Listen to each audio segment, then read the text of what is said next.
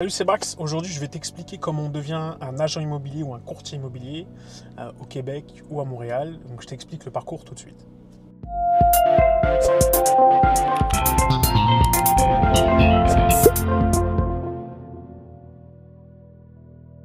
Ok, le parcours aujourd'hui pour devenir agent immobilier est quand même assez simple, mais il n'est pas facile.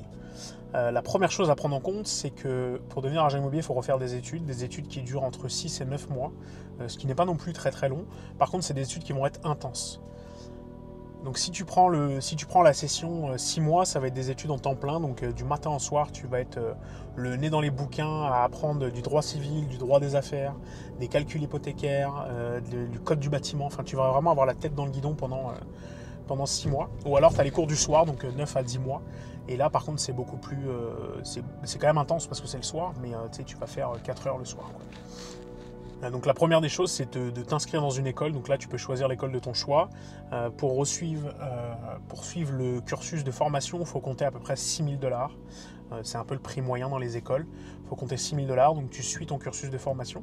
Une fois que tu as obtenu tes formations, que tu as validé toutes tes sessions, donc droit civil, droit des affaires, calcul hypothécaire, enfin chaque session, tu vas pouvoir t'inscrire à l'OASIC, donc à l'Ordre professionnel des courtiers immobiliers du Québec, pour passer ton examen. Donc en fait, tu auras 2 examens, ça se passe sur 2 jours. Je ne peux pas expliquer les détails de l'examen parce que c'est confidentiel bien sûr, mais c'est deux examens, donc ça aura lieu sur 2 jours. Donc une fois que tu as obtenu tes examens, tu vas devoir attendre ta certification. Ta certification, tu vas l'avoir quand même assez rapidement et il faut payer ton droit, ta cotisation pour avoir le droit de travailler. Moi, c'est quelque chose qui me fait halluciner au Québec, mais bon, ça c'est un autre sujet. Mais on paye, ça nous coûte 1960 $ par an, je pense. Chaque année. Donc ça va revenir chaque année. Et tu vas aussi devoir payer ton assurance professionnelle, donc le FARCIC, pour protéger ta clientèle. Et ça, c'est aussi un 900 ou un 1000 $ chaque année. Mais les coûts, je vais y revenir un peu plus tard. Une fois que tu as payé, ces 2 points-là, tu vas pouvoir commencer à travailler. Et donc là, bienvenue dans le monde d'agent immobilier. Il faut bien prendre en compte ici que tu t'es payé au résultat. C'est-à-dire que si tu n'as pas de résultat, si tu ne vends pas une propriété, ou si un acheteur n'achète pas une propriété, tu ne seras pas payé. Par contre, il est aussi important de prendre en compte que ce n'est pas parce que tu es payé au résultat qu'il faut mettre la pression à tes clients. Loin de là. Au contraire, plus tu es smart avec tes clients, plus ils vont se sentir en confiance, plus ils auront tendance à vouloir acheter rapidement parce qu'ils se sentiront à l'aise, et plus ils auront tendance à te référer à leur entourage. Qu'à l'inverse, si tu vas mettre la pression à tes clients pour qu'ils achètent, pour que toi tu puisses avoir de l'argent, je ne suis pas sûr qu'ils te réfèrent à la fin de la journée, je ne suis pas sûr qu'ils apprécient le service qu'ils ont reçu. Et ça, c'est 2 façons différentes de travailler. C'est très présent en Amérique du Nord, cette méthode-là de mettre la pression, de pousser un peu les gens à acheter une propriété, même si ce n'est pas forcément la bonne. Et moi, je ne suis pas fan de cette méthode, bien sûr. Chacun fait ce qu'il veut, je ne juge pas, chacun son business. Mais moi, je ne suis pas fan de cette méthode. Donc ensuite, donc une fois que tu as obtenu ta licence, que tu peux commencer à avoir le droit de travailler, à partir de là, il va falloir aussi que tu aies des fonds, un fonds de roulement, parce que forcément, le temps que tu fasses tes premiers clients et que tu puisses toucher tes premières rétributions, ça va prendre un certain temps. On dit toujours 3 à 6 mois en général, donc il faut que tu aies un fonds de roulement. Pareil, quand tu deviens courtier immobilier, tu as aussi le choix de démarrer seul, ce que moi j'ai fait, mais tu as aussi le choix de démarrer en équipe. Dans les 2 cas, les 2 méthodes sont bonnes. Ça va vraiment dépendre de ta tolérance au risque et puis aussi de ton aspect financier. Moi, j'ai démarré seul parce que je me suis mis dans ce métier justement pour entreprendre, gérer mon business. Je ne me sentais pas d'aller en équipe. Avec le recul, honnêtement, je ne sais pas si j'aurais pas fait 6 mois dans une équipe. Parce que dans une équipe, tu vas apprendre beaucoup plus vite le métier, les règles, les coutumes, toutes ces choses-là. Alors que seul, tu vas mettre plus de temps à l'apprendre. Tu vas l'apprendre pareil, mais tu vas mettre plus de temps à l'apprendre. Encore une fois, le choix final te revient, bien entendu.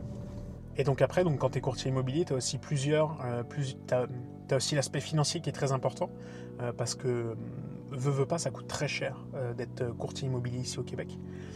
Je vais expliquer un peu maintenant le côté financier. Donc la première des choses, c'est la formation. La formation, on parle de 5 à 6 000 $. Ensuite, tu vas avoir ton examen à l'ordre professionnel. Moi, quand je l'ai passé à l'époque, c'était 850, je pense, ou 900 $ pour les 2 jours. Donc déjà là, tu es déjà à 6 500, 7 000. Une fois que tu as obtenu ton examen, tu dois repayer un 1900 $ pour ton ordre professionnel et tu dois repayer un 900 $ pour l'assurance professionnelle. Donc là, tu as encore un 3 000 $ en plus. Donc tu es proche des 10 000 $ juste pour commencer à avoir le droit de travailler. Et tu n'as pas encore ton fonds de roulement, tu n'as pas encore ta voiture, tu n'as pas encore ton marketing, tu as ton essence, il y a énormément de frais qui viennent derrière. Et puis une fois que tu es courtier immobilier, tu comptes, moi je compte à peu près 28 000 $ de frais chaque année, parce que forcément tu vas choisir une bannière, une agence immobilière, qui elle aussi va te coûter de l'argent. Les agences immobilières en général te coûtent entre 16 000 et 21 000 $ suivant dans quelle agence tu vas. Tu as des agences moins chères bien entendu, mais ça c'est encore ton choix personnel. Mais moi je calcule à peu près en total dépense 28 000 $ pour le côté agence, etc. etc. Et là il n'y a pas les frais variables, il n'y a pas mon essence, il n'y a pas mon marketing, il y a pas, moi aujourd'hui j'ai une adjointe, il n'y a pas mon adjointe. Enfin, je ne compte pas tous ces frais là. Donc alors, prenez bien en compte les amis que pour devenir courtier immobilier ça prend quand même un peu d'argent pour pouvoir démarrer.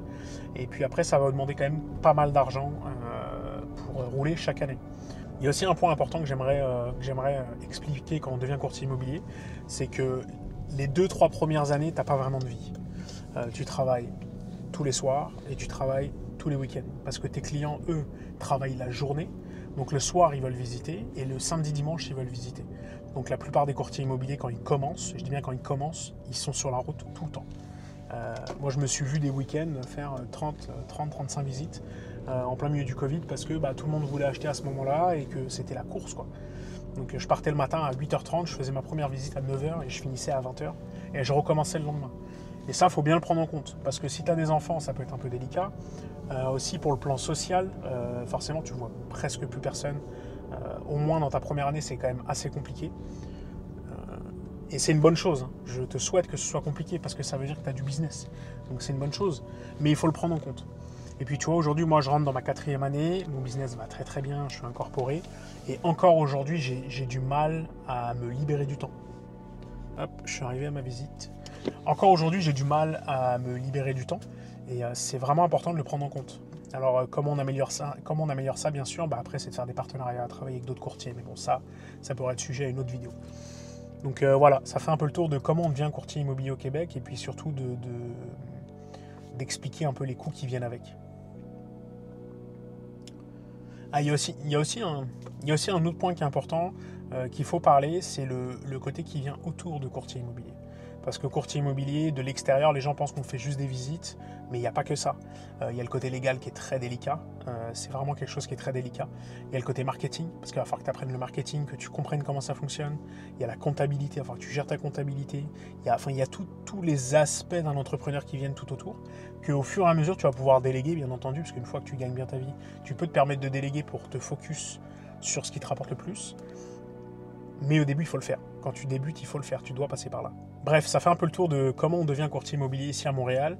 Et bien entendu, c'est un sujet qui est très intéressant. Si jamais tu as des questions, n'hésite pas à les mettre en commentaire. Et puis surtout, si le sujet de l'immobilier ou si le sujet de l'immigration t'intéresse, abonne-toi.